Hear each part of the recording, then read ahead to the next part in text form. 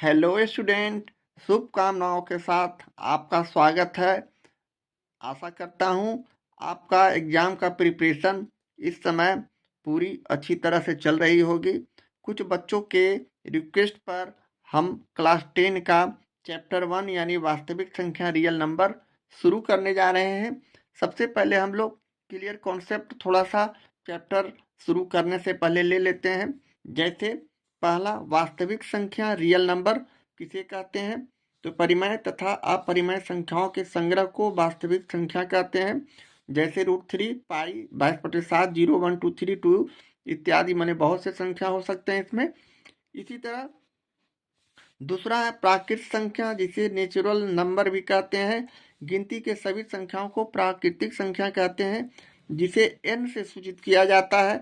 जैसे n बराबर 1, 2, 3, 4 to infinitive अनंत संख्या हो सकते हैं। इसमें कुछ जानने वाली बात है। पहला नोट, सबसे छोटी प्राकृतिक संख्या होता है, किंतु सबसे बड़ी प्राकृतिक संख्या अनंत होता है, जिसे लिखा नहीं जा सकता। इसी तरह दूसरा पॉइंट, प्रथम प्राकृतिक संख्या 1 होता है। इस तरह के हमें ऑब्जेक्टिव प्रश्नों में प्रश्न कभी कभी आ जाते हैं, तो हमें सावधानी से क्लियर कॉन्सेप्ट लेते हुए आगे बढ़ते रहना है। इसी तरह तीसरा पॉइंट बनाते हुए, पूर्ण संख्या किसे कहते हैं? जिसे होल नंबर भी कहते हैं। प्राकृतिक संख्याओं के समूह में शून्य को शामिल कर देने पर प्राप्त संख्याओं को पूर्ण संख्या कहते हैं, जिसे W द्वारा सूचित किया जाता है, निरूपित किया जाता है। अर्थात W बराबर 0, 1, 2, 3 यानी प्राकृतिक संख्या के समूह में सिर्फ 0 मिला देते हैं तो हमारा होल नंबर प्राप्त हो जाता है, जो कि अनंत है। इसे भी बहुत संख्या में लिखा जा सकता है। इसी तरह अगला चौथा, पूर्ण संख्या किसे कहते हैं? यानी इंटीजर्स नंबर। पूर्ण संख्याओं में ऋणात्मक संख्याओं को शामिल करने से प्राप्त संख्याओं को पूर्णांक संख्या कहते हैं। इस तरह हम इसमें ऋणात्मक संख्या को भी ले लेते हैं। जैसे 0 के बाद इधर पॉजिटिव धनात्मक संख्या हो गया, जो कि भी इन्फिनिटिव है, अनंत है। 0 से पहले -1, -2, -3 यह भी अनंत है। इसे भी बहुत ज़्यादा लिखा जा सकता है, इसका भी सीमा नहीं है। इस तरह में पूर्णांक संख्या के बारे में समझ में आ गया। इसी तरह पांचवा, परिमेय संख्या, जिसे रेशनल नंबर कहते हैं। वह संख्या जिसे p/q के रूप में लिखा जा सके परिमेय संख्या कहते हैं। जहाँ p और q एक पूर्णांक होता है, तो यहाँ q is not equal to 0। इस तरह बटे वाले सारे संख्या को पूर्णांक परिमेय संख्या कहते हैं। इसी तरह छठा, अपरिमेय संख्या, इरेशनल नंबर, वह संख्या जिसे p/q के रूप में नहीं लिखा जा सकता हो, अपरिमेय संख्या कहते हैं। जैसे पाई, √3, √7, √5 इसका सॉल्यूशन नहीं होता है और यह बटे में नहीं लिखा जाता है, यानी 1/2, 3/4 या किसी भी संख्या में लिखा नहीं जाता। इस तरह हमारा ये बेसिक कॉन्सेप्ट इस चैप्टर को शुरू करने से पहले हम इस तरह 6 संख्या के बारे में जान चुके हैं। अब चलते हैं अपने प्रॉब्लम की ओर। एक्सरसाइज 1.1 लेते हैं और प्रश्नों को बारी बारी से सोल्व करते हैं। एक्सरसाइज 1.1 का ये रहा पहला का पहला प्रश्न, जिसे हम लोग यूक्लिड विभाजन एल्गोरिथम के प्रयोग से हमें HCF निकालना है। तो पहले प्रश्न में हमें कुल 9 प्रश्नों का सॉल्यूशन सिर्फ यूक्लिड विभाजन एल्गोरिथम के प्रयोग के आधार पर हमें HCF यानी महत्तम समावर्तक निकालना है। तो पहले प्रश्न को लेते हुए यहाँ हम लोग भाज्य 504 और भाजक 156 देख रहे हैं। तो पहले हम इसे इस तरह लिखेंगे, स्टेप 1 और 156 में हम 504 का भाग करेंगे। जैसा कि HCF हम लोग निकालते हैं, भाग करते हैं, तो 3 मरतबे में हम इसे लगाते हैं। तो 468, 15×3=45, 50 है। 15×3=45, 3 मरतबे हम गुना करते हैं तो हमारा 468 आएगा। छोटी 18 के 88 लेख, 5×15 16 86 लेख और 3 1 4, 468 हम यहाँ घटाएंगे तो हमारा 14 में से 8 गया तो 6, 9 में से 6 जाएगा तो 3 और यहाँ हमारा 0 बचेगा। अब 36 आया, जिसे हम यहाँ साइड में लिख सकते हैं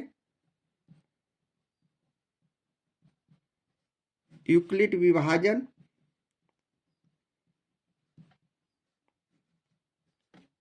प्रमेय से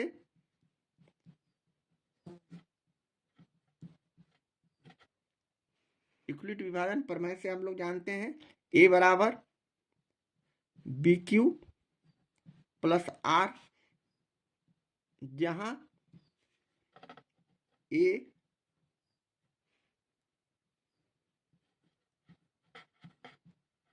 is not equal to R, मतलब छोटा और बराबर नहीं होना चाहिए, ये छोटा का चिन्ह है। बी इस तरह का कंडीशन है, यानी भाज्य बराबर, इसे इस तरह हिंदी में भी लिख सकते हैं, भाज्य बराबर भाजक गुने भागफल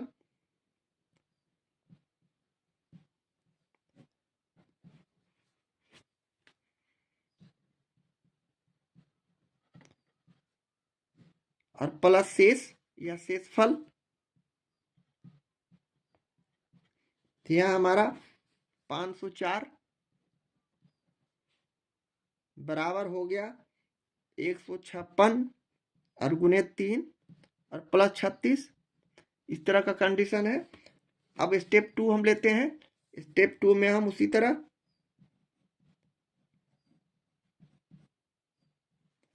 36 यहाँ जो शेष है इससे हम भाग करते हैं 156 का,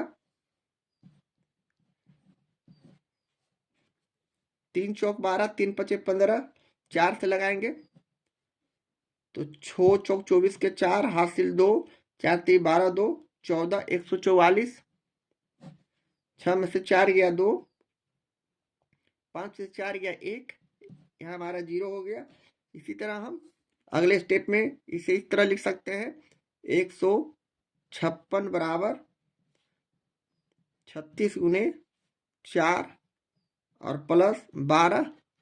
हम इस तरह का प्रक्रिया जब तक करेंगे जब तक कि शेषफल 0 ना आ जाए। इस तरह आप स्टेप 3 में, अगले स्टेप में हम 12 को 36 से भाग करते हैं, 12 तिया 36, हमारा रिमाइंडर यानी शेष 0 आ चुका है। यहां लिख सकते हैं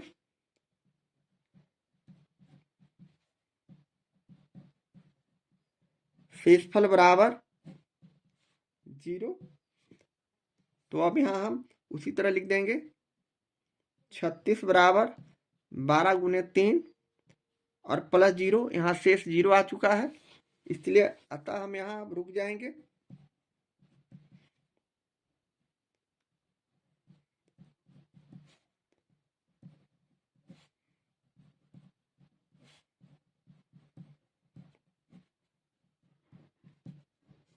इसलिए अब हम यहाँ लिख सकते हैं HCF बराबर यानी महत्तम समावर्तक बराबर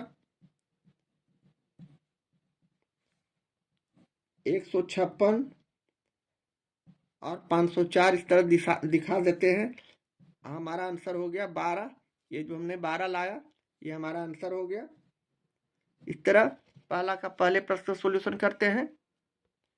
इसी तरह पहला का दूसरा प्रश्न 135 और 225। स्टेप 1 में हमने 135 को भाग किया 225 में, तो हम यहाँ एक मत में लगाते हैं 135,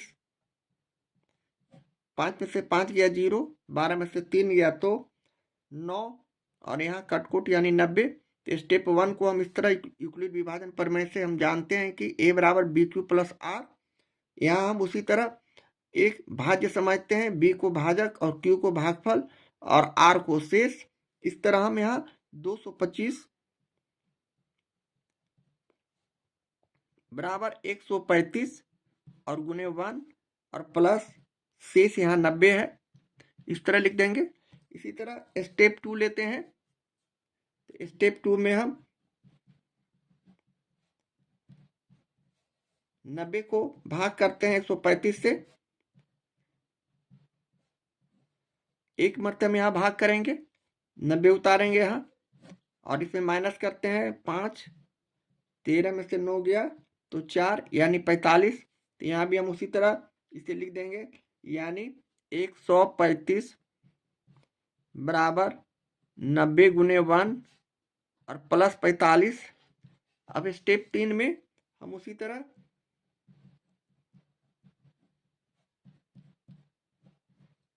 हम 45 को 90 में भाग करते हैं तो 2 मरतबे में हम इसे रिमाइंडर 0 ला सकते हैं। 45 गुना 90, इसलिए अब यहाँ हम लिख सकते हैं 90 इजकल टू 45 गुने 2 अर्थात और प्लस 0, शेष हमारा 0 है यहाँ। तो अब हम यहाँ रुक जाएंगे। यहाँ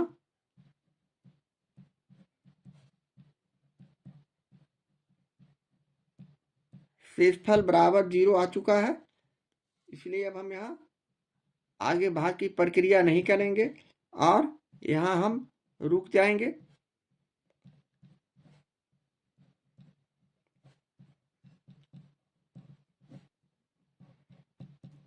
इसलिए अब हम आंसर में लिख सकते हैं HCF बराबर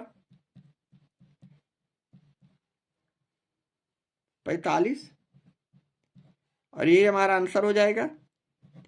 इस तरह हम प्रश्न पहला के दूसरे को सोल्व करते हैं। ये रहा पहला का तीसरा प्रश्न 455 और 42। तो स्टेप 1 में हम लोग 42 में भाग करते हैं 455 का। हम यहाँ एक मरतबे भाग करते हैं। 42 को हम 4 एक मरतबे में, तो 42 यहाँ 5 में से 2 गया 3, यहाँ कटखुट यानी 5 उतारे। इस तरह 35 42 से छोटा संख्या है, अब यहाँ भाग नहीं लगेगा। तो यूक्लिड विभाजन प्रमेय से हम जानते हैं A बराबर बी क्यू प्लस आर, जहाँ A is not equal to 0, R is less than P is less than और equal to R is less than P। भाज्य बराबर भाजक गुने भागफल प्लस शेष। तो अब हम यहाँ पुनः स्टेप 2 में, यहाँ हम पहले स्टेप में लिख सकते हैं 455 बराबर 42 और गुने 1 भागफल है, प्लस शेष हमारा 35 है। इस तरह हमारा स्टेप 1 का रिजल्ट हो गया। इसी तरह स्टेप 2 में हम लोग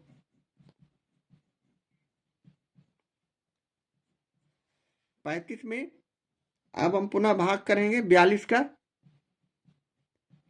एक मरतबे में 12 में से 5 गया 7, यहाँ 0। अब हम यहाँ स्टेप 2 में इसी तरह लिख सकते हैं 42 बराबर जो भाज्य है भाजक 35 और भागफल 1 और शेष हमारा यहाँ 7 है। इसी तरह अगले स्टेप 3 में हम पुनः इसे 7 में 35 का भाग करते हैं, तो 5 मत में हमारा 35 कट जाता है। इस तरह रिमाइंडर हमारा 0 आ चुका है। इसे हम इस तरह लिख सकते हैं 35 बराबर 7 गुने 5 और प्लस 0, यहाँ शेषफल 0 आ चुका है। शेषफल बराबर 0, अतः अब यहाँ हम आगे भाग की प्रक्रिया बंद कर देंगे। यहाँ हम रुक जाते हैं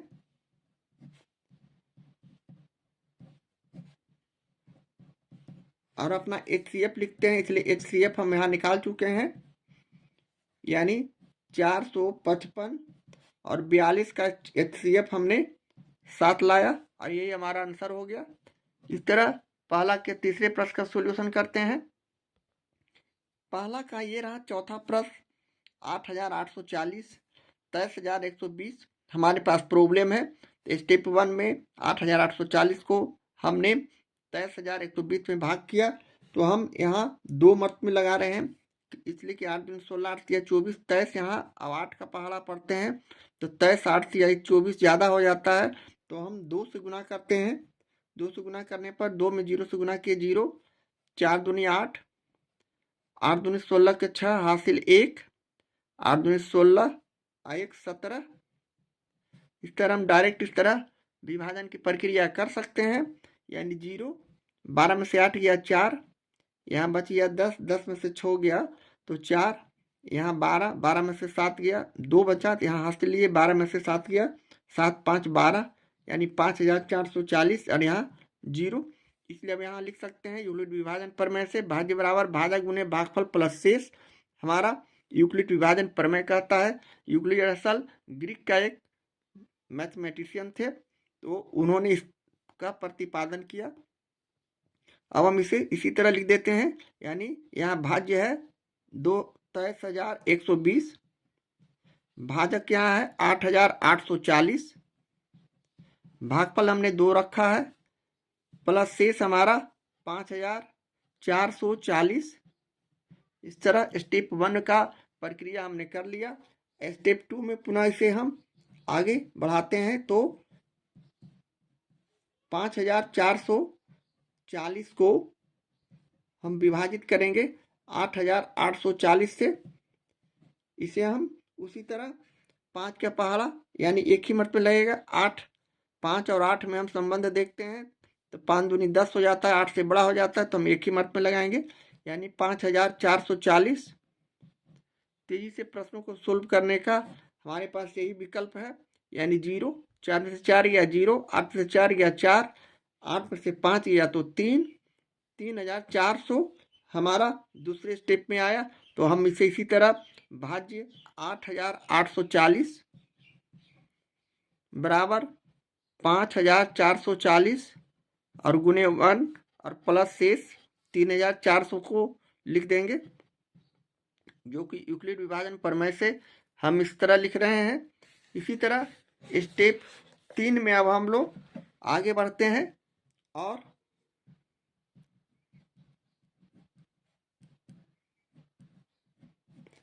3,400 का हमने विभाजन करेंगे हम 5,440 से।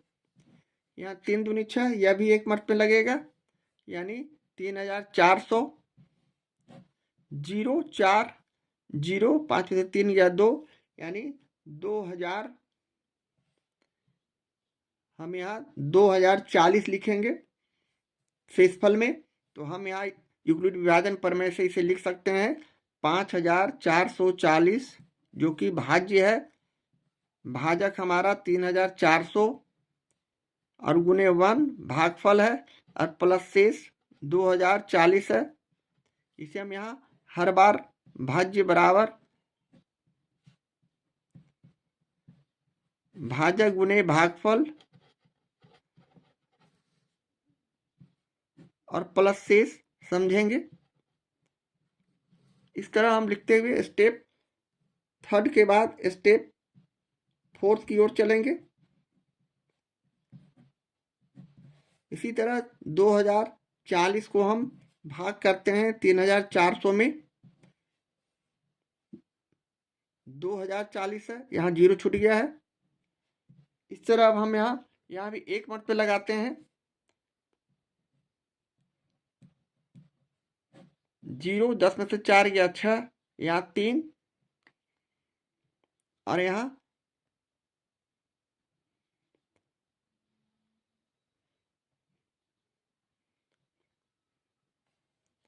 0, 10 में से 4 गया 6, यहाँ 3 और यहाँ 3 में से 2 गया 1, यानी 1360, 1,360। और इसे हम उसी तरह लिख देंगे, यानी 3,400 बराबर 2,040 और गुने 1 और प्लस 1,360। इस तरह स्टेप 4 में हो गया। स्टेप 5 अभी हमारा रिमाइंडर 0 नहीं आया। जब तक रिमाइंडर शेष हमारा 0 नहीं आता तब तक हमारा ये प्रक्रिया जारी रहेगा, यानी 1,360 को हम भाग करेंगे 2,040 से एक मत में। 0, 14 में से इसे हासिल लिए, 14 में से 6 गया 8, 9 में से 3 गया 6, 680, यानी 1,360 हमारा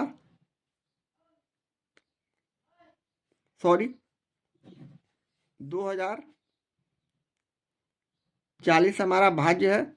यहाँ भाजक 1,360 और गुने 1 और प्लस शेष 680 है। स्टेप 5 के बाद स्टेप 6 अब हम लेते हैं।